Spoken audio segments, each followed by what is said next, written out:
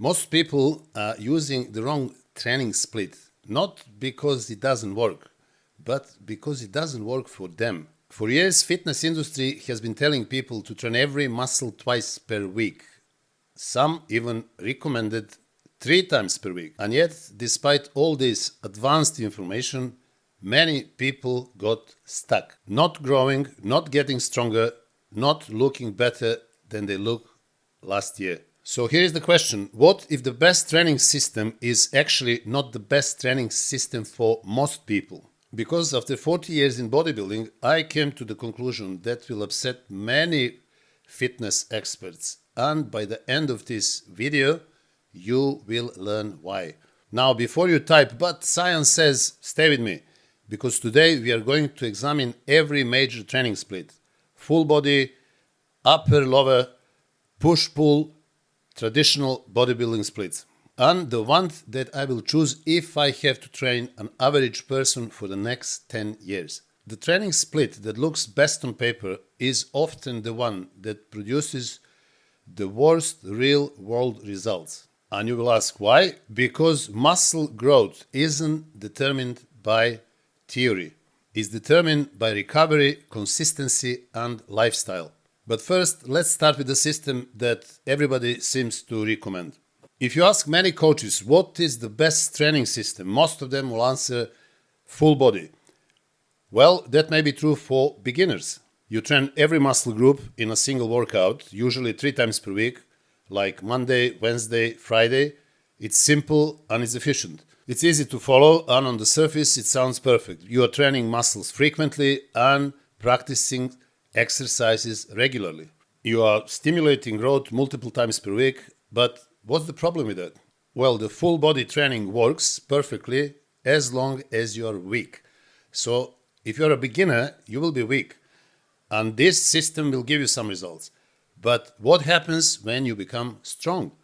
Now imagine you are no longer a beginner, so you start lifting heavier weights, you start lifting more in squats, you start pushing more on leg press, you're lifting heavier in your chest presses, you're lifting heavier in pull downs and bent over rows, and all of a sudden the workout is not only half an hour, 40 minutes, because you have to do a lot of work.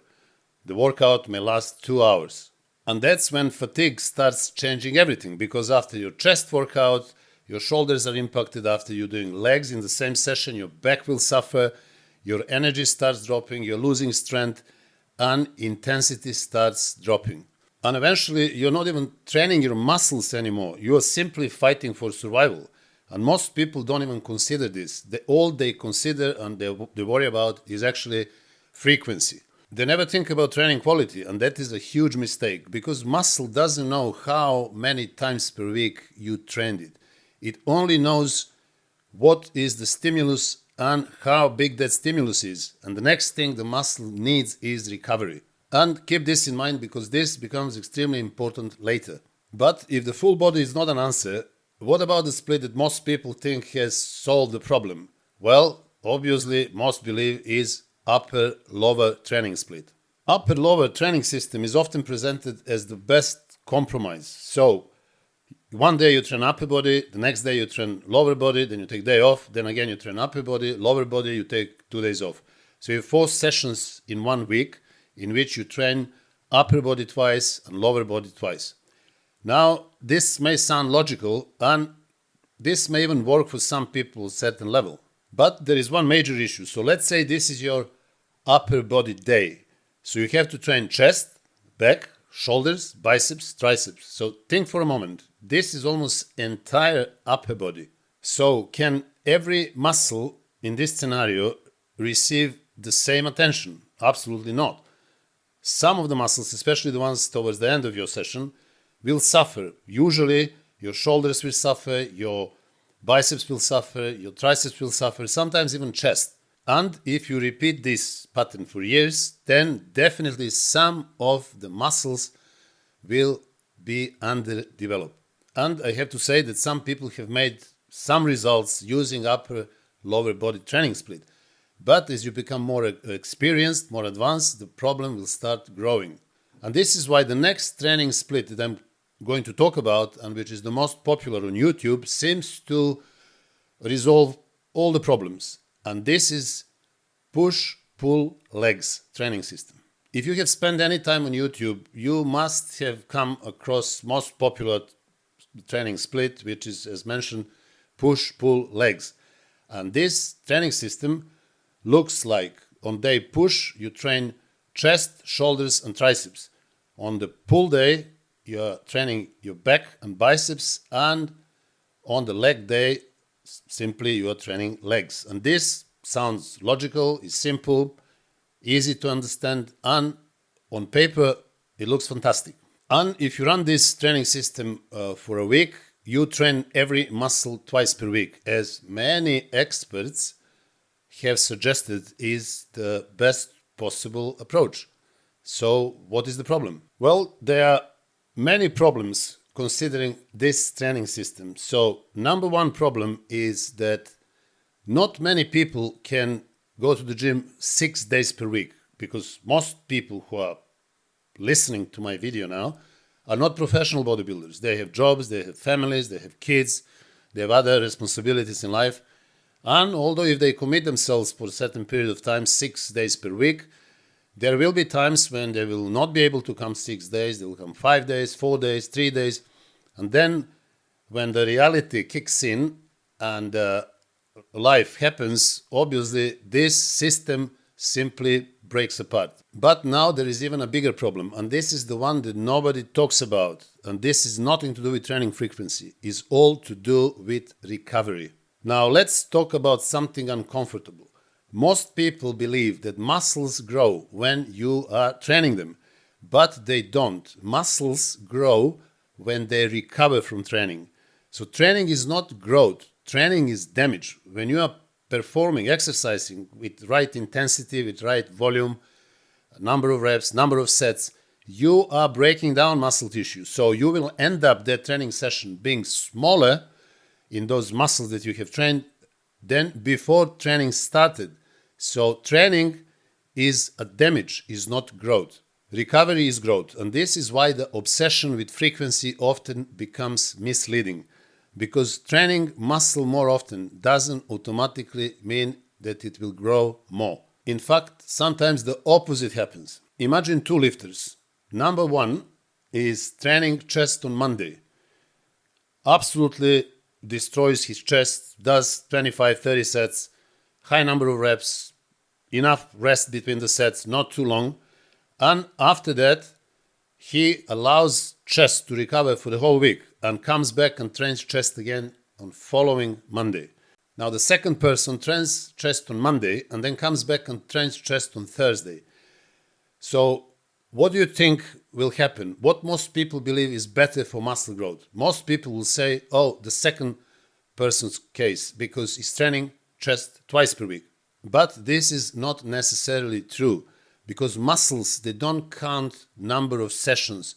They only respond to stimulus and recovery. And this is where conversation changes. Instead of asking, how often should I train the muscle? The better question becomes, how often can I recover from productive training? Here is something that most people don't want to hear. The harder you train, the less frequently you may need to train. And think about this. If every set is hard, if every workout is genuinely productive, if every session pushes adaptation, then you may need more recovery than so many fitness influencers would have you believe. And that brings us to a very important point. Now, whenever this topic comes up, people immediately say, but science proved that training muscle twice per week is much better. Does it? Not exactly. What many people fail to mention is that when researchers compare training frequencies, they often equalize volume. In other words, the same amount of work is often performed. And what is most important, we are not trying to win laboratory experiment. We are trying to build muscles in the real world. And the real world is something completely different. And after 40 years in bodybuilding and coaching thousands of people, I have noticed something very interesting. And this is that most people build long-term progress not by following some super complicated training programs, but following the program which is the most sustainable. And that realization completely changed how I think about training splits, because once you understand that, the answer becomes surprisingly obvious. Before I show you the training split that I choose to be the most effective for majority of people, there is one final question we need to answer. Why are so many advanced and professional bodybuilders who are achieving fantastic results, either they've been natural or enhanced, training every muscle once per week? And this is where things become really interesting. But before I answer the question that you're all waiting for, let me make one thing straight.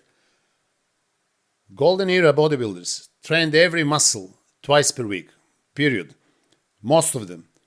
I don't agree with that. I think that since 90s, the biggest improvement in bodybuilding is that training muscle once per week was much more beneficial. And I will explain the reasons for that. So people say, but Nubre trained every muscle twice per week. Arnold trained every muscle twice per week. Oliva trained every muscle twice per week. You're always talking about them. You're calling them legends. Absolutely. But it doesn't mean that I have to agree with everything that they have done, because I have tried it. I tried with my clients and it didn't work. So when you pull out this unique human specimen like Arnold, Nubre, Oliva, you are talking about extraordinary human beings with extraordinary genetics and ability to recover, etc., etc.